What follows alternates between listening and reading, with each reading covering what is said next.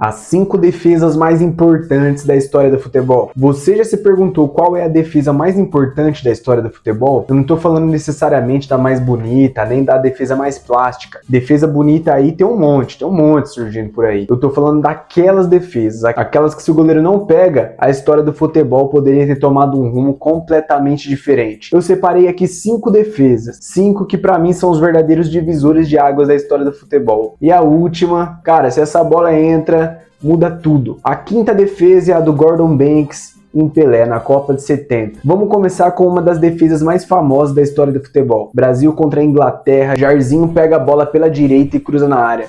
O Pelé sobe e cabeceia com uma técnica absurda, forte, para baixo e tirando completamente do Banks. Até o Pelé já sai meio comemorando o gol, só que o Banks consegue chegar nessa bola e mandar por cima. E olha essa porra, mesmo sabendo que ele vai pegar, continua parecendo que a bola vai entrar. É um absurdo, cara, só que tem uma diferença importante entre essa defesa e as outras que vão aparecer aqui. Ela não mudou completamente o resultado desse jogo. O Brasil venceu por 1-0 e depois ainda foi campeão mundial. Então por que ela tá na lista? Pelo tamanho que ela ganhou. Essa defesa aí virou uma referência, ela virou aquela jogada que aparece há décadas quando alguém pergunta qual foi a maior defesa da história. Então ela abre a nossa lista em 5º lugar pelo tamanho, né, pela referência que essa defesa se tornou. Daqui pra frente fica mais sério um pouquinho. Agora, 4º lugar, defesa do Dudek em Shevchenko em 2005, final da Champions 2005, Liverpool e Milan. E isso aqui já é a história do futebol sendo escrita antes mesmo da defesa. Por quê?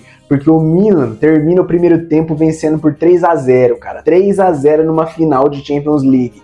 Aí o Liverpool volta pro segundo tempo, empata o jogo em 6 minutos, irmão. Em 6 minutos estava 3-3. Só isso aí já transformaria aquela final ali numa das mais absurdas da história. Daí o jogo vai para prorrogação e aos 117 minutos acontece isso aqui. Shevchenko ali praticamente dentro da pequena área, o Dudek pega a primeira, a bola volta no próprio Shevchenko e na boa. Isso aí é gol, cara. Isso aí pra quem tá vendo é gol. É aquele lance que você já espera a rede começar a balançar já. Não tem como perder um gol desse. E o Shevchenko finaliza praticamente em cima do goleiro e o Dudek pega de novo o rebote, cara, faltando 3 minutos para acabar a prorrogação. 3 minutinhos, 3 míseros minutos. Se essa bola entra, acaba ali uma das maiores viradas da história do futebol. Não tem o Liverpool campeão em Istambul, não tem toda aquela mística da final de 2005 e ainda tem um tempero para deixar essa história aí ainda melhor. O jogo foi para os pênaltis e quem que bateu a cobrança decisiva do Milan? Shevchenko. E quem tava lá de novo? Dudek. Irmão, o Shevchenko deve sonhar com esse maluco até hoje. A 3ª defesa mais importante da história, Buffon em Zidane, no ano de 2006. Essa aqui ela é especialmente interessante pelo que aconteceu poucos minutos depois. Final da Copa do Mundo de 2006, Itália e França, 1-1, prorrogação. O Zidane já tinha marcado o gol francês de pênalti. Vem o cruzamento, o Zidane aparece no meio da defesa italiana e cabeceia. E mano, olha onde essa bola vai, meu irmão. A bola vai forte, vai por cima do Buffon e ele consegue colocar a mão nela. Cara, pra mim o Buffon é um dos maiores goleiros da história, não tem conversa. Mas olha o tamanho dessa defesa.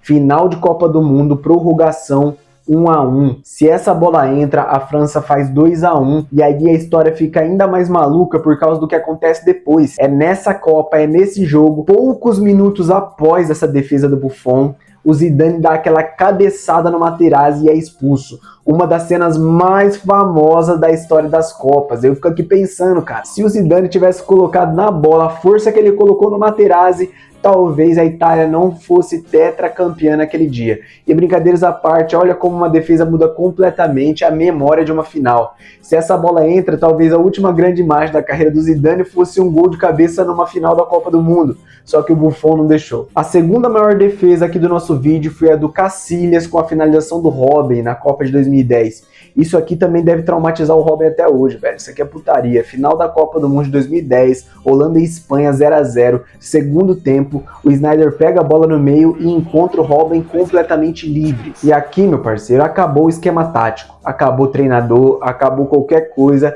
é 1 contra 1, Robben contra Casillas, papo de faroeste, meu irmão.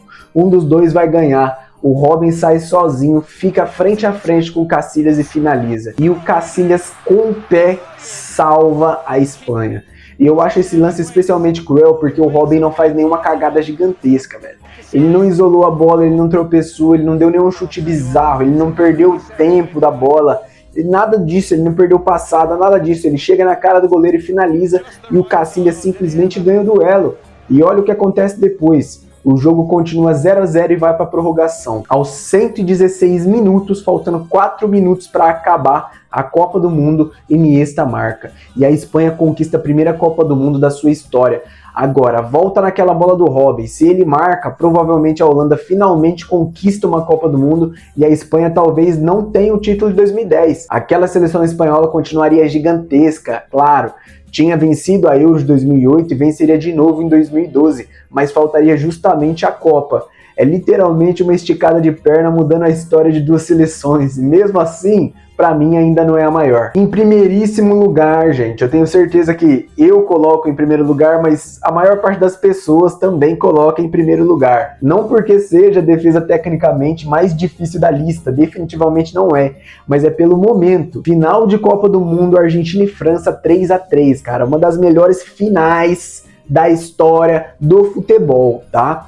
Messi jogando pra caralho, 2 gols, Mbappé nem se fala, hat-trick, irmão. E o relógio passa dos 120 minutos, a Copa tá acabando. A França joga uma última bola pela frente, a defesa argentina se atrapalha e Kolo Muani fica cara a cara com o Dibu Martínez. Cara, olha o relógio. Olha o relógio.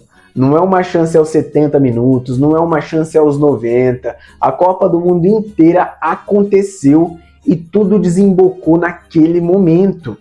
Kolo Muani bate e Dibu Martínez abre o corpo perfeitamente, estica a perna e salva a Argentina. Se essa bola passa, já era, acabou. Não existe, a Argentina buscaria o empate. Não existe reação. Se essa bola entra, meu amigo, é França 4-3 e Mbappé teria 4 gols numa final de Copa do Mundo. A França seria bicampeã mundial consecutiva e o Messi provavelmente terminaria a carreira sem ganhar uma Copa. Pensa nisso. Toda a imagem que a gente tem hoje daquela Copa do Mundo, por causa de uma perna. A imagem do Messi levantando a taça, a consagração dele, a Argentina campeã, tudo isso esteve em centímetros de não acontecer. E é por isso que, para mim, essa defesa é a mais importante da história do futebol. Não necessariamente a mais bonita, não necessariamente também a mais difícil, mas provavelmente aquela em que é mais fácil olhar e falar: se essa bola entra, a história muda. E agora eu quero saber de vocês, qual defesa vocês colocariam nessa lista que eu deixei de fora? Porque tem umas 3 ou 4 aí que eu quase coloquei nessa lista, mas eu só queria 5. E se você quiser conhecer futebol muito além das 4 linhas, se inscreve no canal, deixa o seu like. Valeu! Você pode ser pobre de maré, pau peguecido de dinheiro desprovido. Proletariado brasileiro, um cara bem sofrido, onde fazer limonada com limão que é verdadeiro.